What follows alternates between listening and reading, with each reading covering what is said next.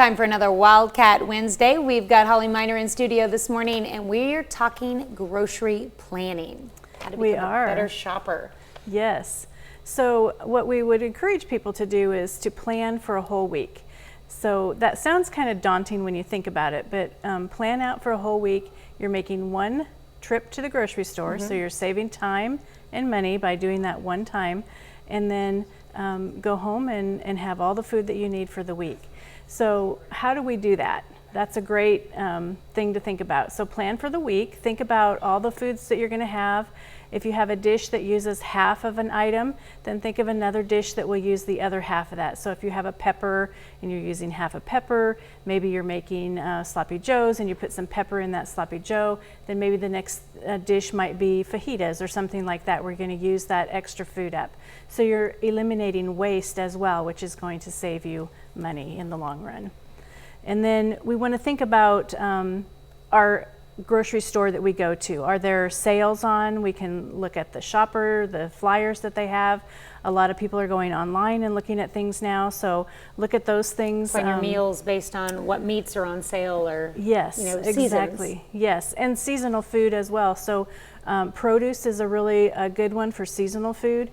You can buy that on sale in the summertime, and you can can it, and we have canning classes coming up, so you can learn how to do that. But canning the food, or even buying it frozen, sometimes is a little less expensive than buying a food out of season. So there are those options as well to be able to get your fruits and vegetables in. So we think about that.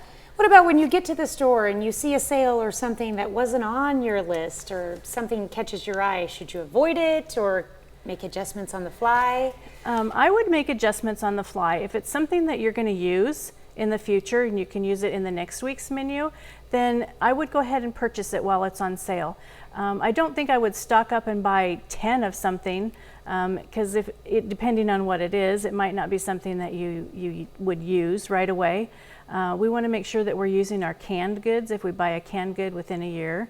And of course, fresh produce and meats and those kinds of things need to be used within a certain time period so that they are still at their peak nutritional value. Okay.